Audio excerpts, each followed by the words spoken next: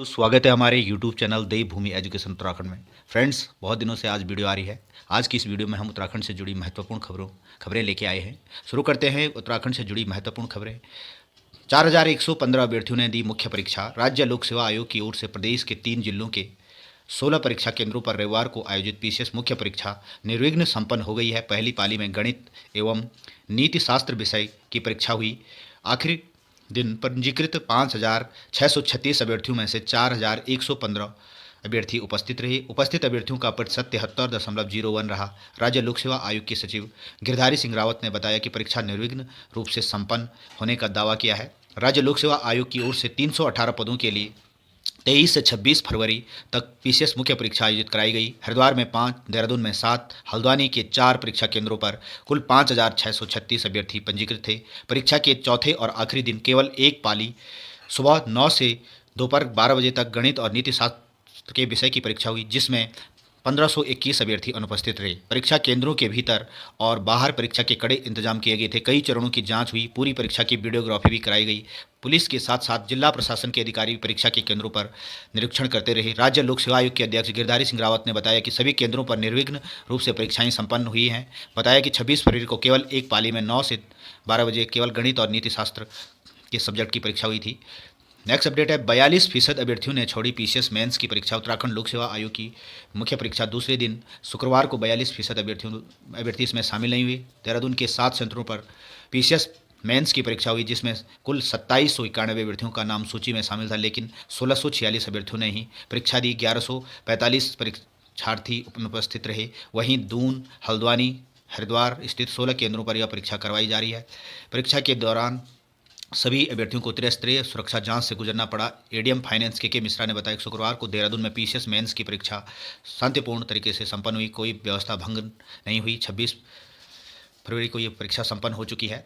149 अभ्यर्थियों ने बीच में छोड़ी पीसीएस मुख्य परीक्षा। उत्तराखंड लोक सेवा आयोग की पीसीएस मुख्य परीक्षा 149 उम्मीदवारों ने पहला पेपर देने के बाद छोड़ दी। पहले दिन 1378 के मुकाबले रविवार को आखिरी पेपर में 1521 अभ्यर्थी गैरहाजिर रहे। वहीं आखिरी दिन 7वें पेपर में गणित के सवालों ने अभ्यर्थियों के पसीने छुड़ाए। तो फ्रेंड, जो 7वां पेपर था एथिक्स और जनरल मैथमेटिक्स का, इसमें काफ़ी इस बार एनालिटिक क्वेश्चन आए थे और कैलकुलेटिव क्वेश्चन थे और टफ क्वेश्चन इसमें थे पिछले 2 पीसीएस के मुकाबले।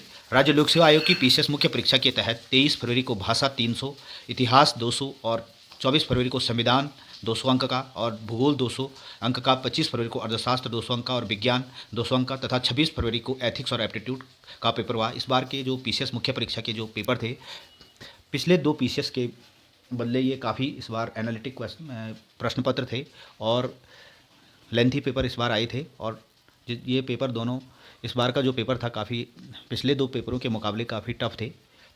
देखते हैं कट ऑफ इसमें कितनी रहती हैं। सभी अभ्यर्थियों को शुभकामनाएं जिनके मेंस हुए हैं। सभी पेपर को पास करने के लिए अलग अलग 40% अंक लाने अनिवार्य हैं। परीक्षा के लिए 5,636 अभ्यर्थी पंजीकृत थे, जिसमें पहले दिन 4,264 ने परीक्षा दी। आखिरी दिन 4,115 ने परीक्षा दी। परीक्षा में कुल उपस्थित 73% रही।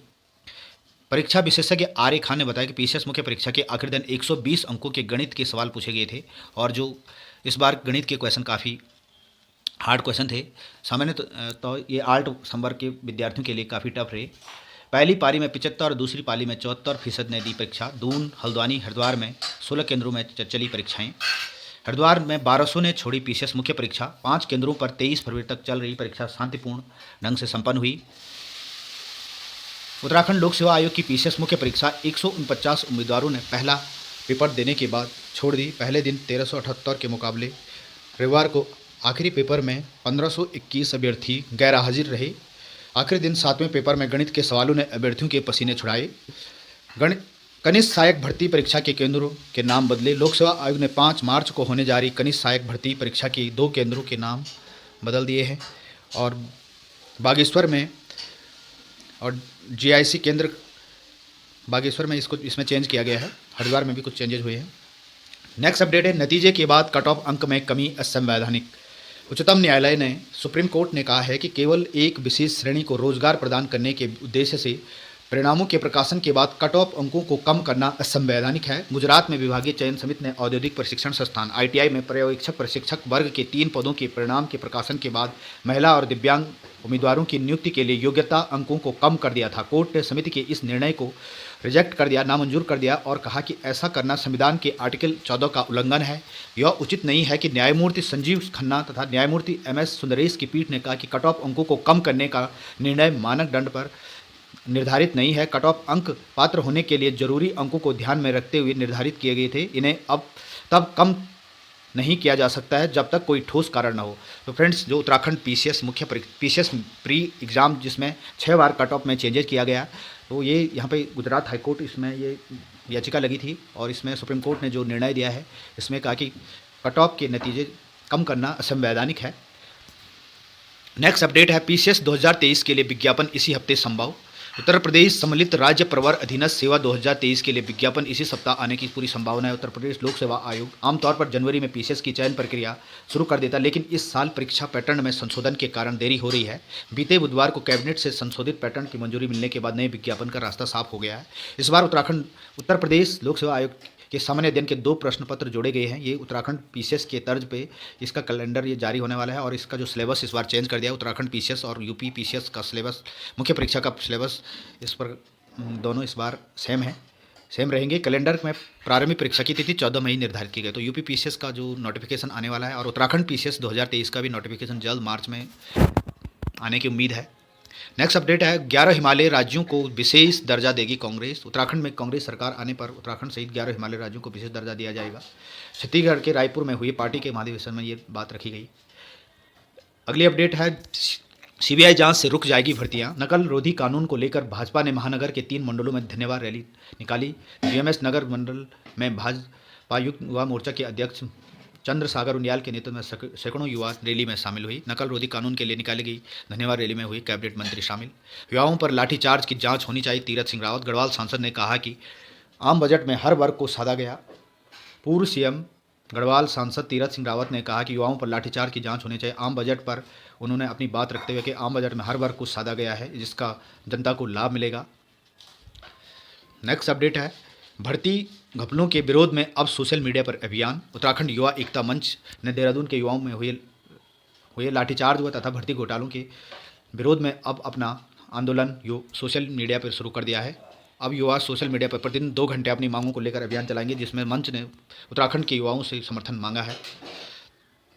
मांगों को लेकर युवा कर रहे हैं डिजिटल सत्याग्रह। युवाओं ने अब शासन प्रशासन पर दबाव बनाने के लिए डिजिटल सत्याग्रह की मुहिम यहाँ पे शुरू कर दी है। 50 से 55 हज़ार तक आंकड़ा पहुँच गया ट्वीट्स का।